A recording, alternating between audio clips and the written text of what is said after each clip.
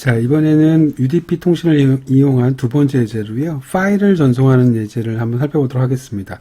자, 앞에 텍스트를 전송하는 것과 거의 유사한 방식인데 일단 틀린 점 하나는 소켓을 커넥트를 하고 나서 사용을 해보도록 하겠습니다. 소켓을 커넥트 한다라고 하는 것은 기본적으로 우체통에 대한 개념이 우체통이 전용 우체통이 만들어진다라고 생각하면 되는 거죠. 그러면 실제로 이 우체통이 있다라고 치면 이 우체통에 커넥트 정보를 딱 연결하는 순간에 여기 안에 들어가는 모든 소포는요 한쪽으로만 갈 수 있습니다. 그러니까 모든 패킷은 한쪽의 종착지로만 갈 수 있다라고 생각하면 되는 겁니다. 그래서 혹여라도 만약에 여기 안에 들어가 있는 소포에 다른 주소가 쓰여져 있다고 한다면 오류가 발생한다고 말씀드렸죠. 자, 그 방법으로 일단 기본적으로 파일을 전송을 할 거고, 자, 두 번째, 일단 기본적으로 파일이라고 하는 것의 사이즈는 물론 작은 파일의 사이즈도 있지만 데이터그램 패킷이라고 하는 것은 상한제가 있죠. 그러니까 박스의 크기가 있단 말이죠. 65508바이트, 64kB가 좀 안 되는 양인데 그 정도의 크기보다 넘어가게 되면 어차피 하나의 패킷으로 보낼 수가 없습니다. 자, 물론 그래서 여기는 파일이라고 하는 것은 제가 최대 맥스로 보내지도 않을 거고요. 한 2048바이트 정도로 쪼개서 보낼 텐데 파일을 각각의 패킷으로 나누어서 되게 여러 개를 패킷을 만들어야겠죠. 그럼 그 패킷을 막 이쪽으로 보내게 되면 결국에는 이쪽 그 수신지 측에서는 각각의 패킷에 있는 데이터들을 쪼개서 그대로 다 데이터를 모아다가 하나의 파일로 구성을 해야겠지요. 자, 그게 바로 파일을 전송한 UDP로 파일을 전송하는 프로세스입니다. 자, 지금 말씀드렸던 걸 가지고 그대로 그냥 흐름도로 말씀을 드리게 되면 일단 기본적으로 개념상으로는 159라고 하는 IP가 있고 160이라고 하는 IP가 있습니다. 하나는 클라이언트 A고 하나는 클라이언트 B라고 생각하시면 될 것 같습니다. 자, 일단 소켓을 각각 만들었어요. 자기 집 앞에다가. 그러면 소켓에 똑같은 방식으로 바인딩 10,000번, 바인딩 20,000번에다가 각각 바인딩한 두 개의 소켓을 만들었습니다. 각자. 자, 그 다음에 첫 번째 클라이언트 A의 소켓을 만들어 놨는데 이 소켓은요 커넥트를 시켰습니다. 그리고 나서 INET 어드레스에 지금 여기에 있는 주소랑 여기에 있는 포트 번호를 그대로 집어넣습니다. 자, 이것의 의미가 뭐라고요? 이제부터 이 데이터그램 소켓이라고 하는 것은요 전용 우체통이 되는 겁니다. 어디로 가는? 저쪽으로. 여기다 집어넣게 되면 주구장창 패킷을 집어넣게 되면 그놈은 어디로만 가냐면 여기로만 갑니다. 이 IP와 이 포트 번호를 가지고 있는 소켓으로만 간다라고 생각하면 되는 겁니다. 자, 그리고 여러분들 여기서 한 가지 또 주의해야 될 사항이 있는데요. 이 커넥트라고 하는 것은요, 단방향성입니다. 바꿔 얘기하면, 이 지금 소켓이라고 하는 것이 커넥트를 했다고 해서 이 반대쪽에서 데이터를 집어넣게 되면 무조건 이쪽으로 넘어오는 게 아닙니다. 그러니까 이 커넥트라고 하는 정보는 말 그대로 단방향성이기 때문에 내가 예를 들어서 여기다가 집어넣게 되면 오른쪽으로 넘어가라라고 한다면 여기다가 커넥트를 하셔야 되고, 마찬가지로 여기에도 똑같이 내가 여기 있는 위치에다가 패킷을 집어넣게 되면 무조건 이쪽으로 와라라고 하고 싶으면 여기다가도 커넥트를 또 하셔야 됩니다. 그러니까 커넥트라고 하는 것은 단방향성으로 연결하는 거다라고 생각하시면 되는 거예요. 자, 이렇게 양쪽에다가 아까 커넥트를 했다는 소리는 이제는 왼쪽에다가 데이터 패킷을 막 집어넣거나 오른쪽에다 데이터 패킷을 막 집어넣게 되면 서로 왔다 갔다 하면서 반대쪽으로 무조건 전달이 된다라고 생각하면 되는 거겠죠. 자, 그러다 보니까 데이터그램 패킷을 만들 텐데 데이터그램 패킷 안에는 당연히 데이터가 들어가 있을 거고요. 자, 그런데 이 데이터그램 패킷 안에는 수신 주소를 안 쓸 겁니다. 안 써도 반대쪽으로 넘어가겠죠. 만약에 쓴다고 쳐도 반드시 여기에 있는 그 연결된 정보, 다시 말해서 이쪽 패킷은 이 주소가 들어가야 되고 이쪽 패킷에는 이 주소가 반드시 들어가야지만 제대로 전달될 겁니다. 안 그러면 예외가 발생한다고 말씀을 드렸습니다. 그러니까 어차피 쓸 필요가 없겠죠. 그래서 이 데이터그램 패킷에다가는 주소를 생략을 할 겁니다. 자, 기본적인 흐름은 지금 설명을 드렸는데 기본적인 흐름 자체가 다 이해가 가셔야 됩니다. 그래서 커넥트를 먼저 했기 때문에 데이터그램 패킷에는 그 수신지 주소, 받는 사람 주소가 들어가 있지 않아도 된다라고 하는 것들 다 이해하시고 계신 거죠.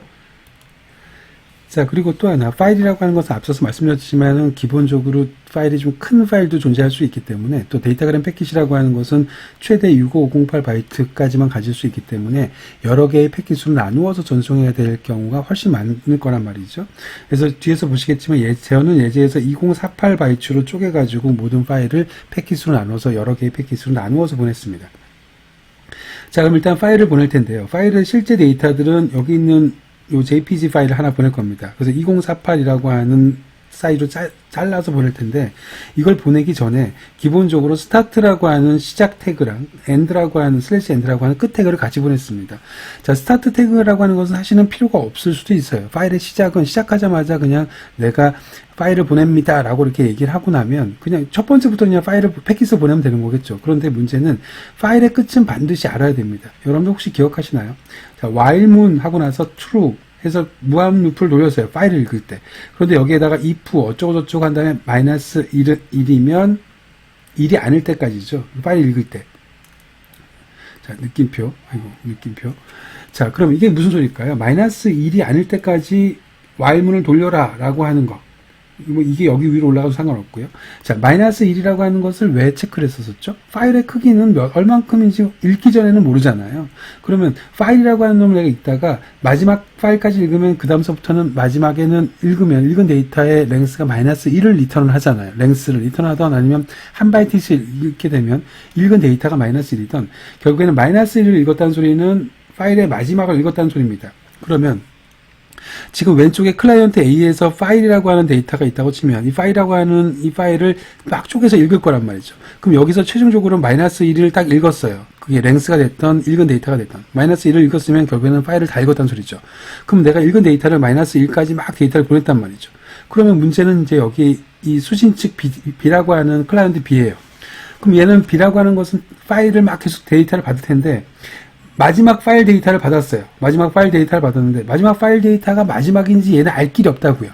왜냐하면 마이너스 1이라고 하는 것까지 얘는 다 읽었겠지만 얘는 계속 패킷이 계속 날라올 테니까 그 패킷이 마지막 패킷인지에 대한 정보를 나한테 주지 않으면 그 다음에도 또 파일 데이터가 아직 더 오겠지 하고 얘는 주구장창 기다릴 거란 말이죠. 리시브라는 메서드를 가지고 무한정 기다릴 거예요.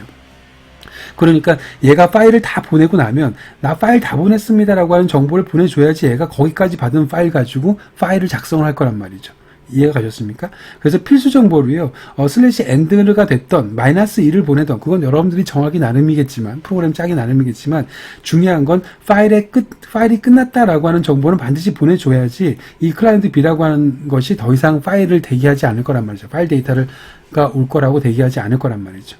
무슨 소리인지 아시겠습니까? 자, 거기에 추가적으로 일단 이를 실제 파일을 보내기 전에 여기서 파일 이름도 같이 전송하도록 하겠습니다. 뒤에 있는 예제에서는요. 자, 그러면 일단은 여기에서 실행 방법은 똑같습니다. 클라이언트 B가 기본적으로 데이터를 먼저 파일 데이터를 받을 준비를 하고 있는 거고요. 클라이언트 A는 시작하자마자 파일을 전송을 할 테니까 클라이언트 A라고 하는 것과 클라이언트 B라고 하는 것의 실행 순서는 B가 일단은 수신 대기를 하면서 스탠바이가 된 상태에서 A가 실행돼야지 비로소 데이터가 전달이 잘 될 거란 말이죠. 자, 그 실행 순서를 맞춰서 실행을 해 주시면 되는 겁니다. 자, 이 4번 블럭은 앞에서 여러 번 설명드렸었는데 이렇게 커넥트가 되어지게 되면 반드시 수신 주소가 없거나 수신 주소가 있으면 이 주소랑 동일해야지, 만약 동일하지 않으면, 바인딩된 값이 동일하지 않으면 일리갈 아규먼트 익셉션이 발생한다 라고 하는 거 꼭 기억해 주시기 바라요.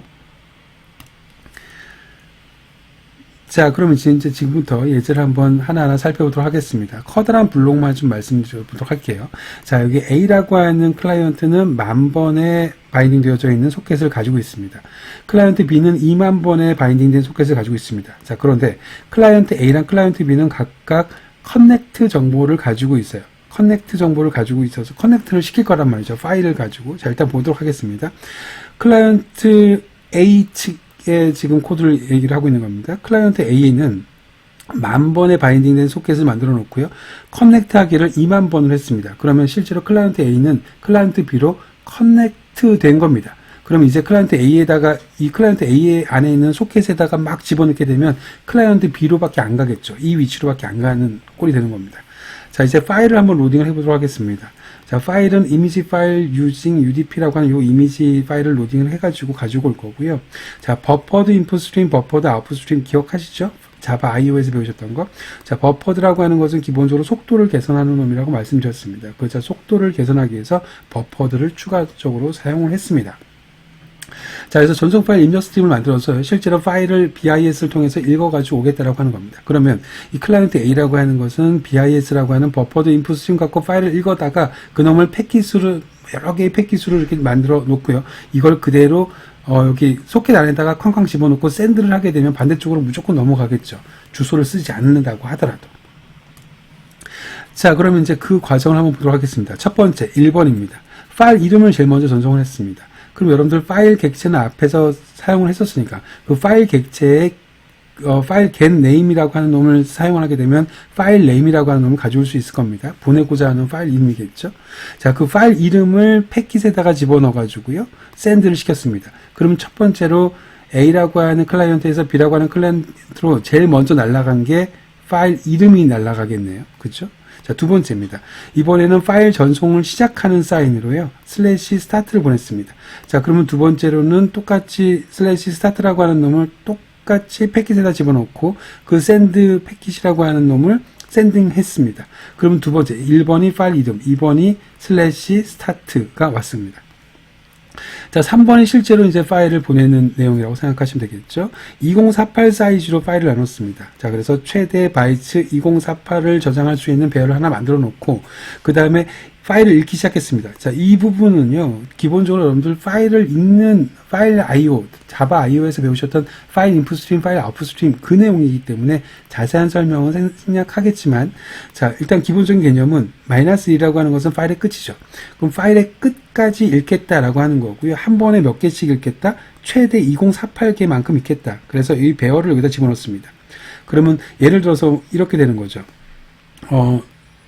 4096이니까 4100바이트라고 가정해 볼게요. 만약에 파일이 4100바이트면 첫 번째는 2048바이트 읽을 거고요. 두 번째는 2048 읽을 거고요. 최대 2048이니까. 그 다음에 4바이트 읽을 거고요. 그래서 결국에는 4100바이트를 이렇게 읽을 거란 말이죠. 이해가 가셨습니까? 그게 랭스입니다. 그럼 4바이트까지 읽고 나서 그 다음에는 읽은 데이터의 랭스는 -1이 되겠죠. 그 -1이 파일 다 읽었다는 소리니까 더 이상 읽지 않는 겁니다. 그럼 이 경우에는 2048개를 가지고 있는 패킷 하나 보내고 2048 가지고 있는 데이터그램 패킷 보내고 그 다음에 4바이트만 가지고 있는 데이터그램 패킷 데이터그램 패킷을 이렇게 3개가 날아간다고 생각하면 되는 겁니다. 4100바이트를 만약에 보낸다고 치면요. 자, 그럼 여기 마찬가지로 랭스라고 하는 것은 데이터그램 패킷의 데이터 길이에 대한 내용인 거고, 자, 파일 데이터라고 하는 것은 말 그대로 이 바이트의 파일 데이터입니다. 자, 그럼 결국엔 데이터그램 패킷을 이렇게 만들어서 그대로 이 데이터그램 패킷을 보내게 되면, 그럼 결국에는 아까 A라고 하는 것과 B라고 하는 것의 첫 번째는 파일 이름, 두 번째는 스타트가 나온다고 했는데, 세 번째는 실제 파일이죠. 실제 파일 내용이겠죠. 근데 이건 여러 개의 패킷으로 넘어갈 겁니다. 뭐 파일의 크기에 따라서 패킷이 엄청나게 많을 수도 있고요. 적을 수도 있을 겁니다.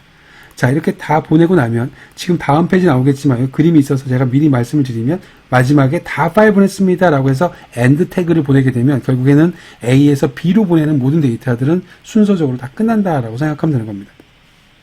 자, 실제 데이터를 보내는 거는 결국에는 이 3번 파트인 거죠. 3번 블럭인 거죠. 그래서 여러 개의 패킷을 반복해서 보냈다라고 하는 것만 기억해 주시기 바랍니다. 자, 그렇게 파일을 다 보내고 나면 앞서서 잠깐 설명드렸던 것처럼 end 태그를 보냈고요. end 태그를 똑같이 데이터그램 패킷에다가 집어넣고 그 샌드 패킷을 말 그대로 샌드를 했습니다. 지금 내내 계속 반복하고 있는데요. 원격지 주소는 포함하고 있지 않습니다. 이 패킷이라고 하는 거. 원래 원격지 정보는 여기가 데이터고요. 그 다음에 원격지 정보는 뒤에 들어가게끔 되어져 있는데 이 뒤에 지금 비어져 있잖아요. 원격지 주소를 포함하고 있지 않은 이유가 두 개의 클라이언트가 서로 지금 커넥트 되어져 있기 때문에 그렇습니다. 소켓이요. 자, 그럼 여기까지가 파일을 다 보내고요. 파일 다 보내고 나면 클라이언트 A는요. 파일 다 보내고 나면 B가 잘 받았다 뭐 이런 대답을 해줄 거거든요. 이제 그 놈을 받기 위해서 빈 패킷 하나 만들어서 빈 패킷을 여기 receive라고 하는 메소드에 매개변수로 넘겨줬습니다. 자, 이건 무슨 과정인지 이제 너무 반복을 많이 했기 때문에 이해하실 거라고 생각이 들고요. 그럼 실제로 저쪽에서 넘어온 데이터가 receive 패킷에 담기겠죠. 그렇게 담긴 데이터를 가지고 get 데이터로 꺼냅니다. 트림이라고 하는 건 공백 제거한 거고요.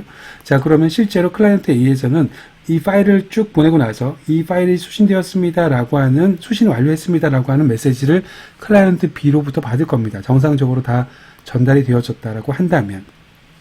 자, 여기까지가 클라이언트 A입니다. 자, 다시 한번 말씀드리지만 클라이언트 A가 있고 클라이언트 B가 있으면요. 그냥 말로만 설명드리면 첫 번째는 파일 이름을 보냈고요. 두 번째는 /start라고 하는 걸 보냈고 세 번째는 실제로 패킷을 보낸 거죠. 파일 패킷을 여러 개 이렇게 보낸 겁니다. 자, 마지막에 end라고 하는 데이터를 보낸 거죠. 그러니까 파일의 끝을 나타내는 end. 자, 그리고 나서 추가적으로 얘가 보내는 데이터를 기다리고 있다가 그 기다리는 데이터만 처리해주는 코드까지 연결된 게 클라이언트 A 쪽에서 작성된 구조입니다. 자, 그럼 이번에는 클라이언트 B에서 만드는 과정을 한번 보도록 하겠습니다. 클라이언트 B를 기준으로는요, 클라이언트 B는 2만 번에 바인딩 되어져 있는 소켓을 가지고 있고, 클라이언트 A라고 하는 놈으로부터 데이터를 지금 받고 있는 상태입니다.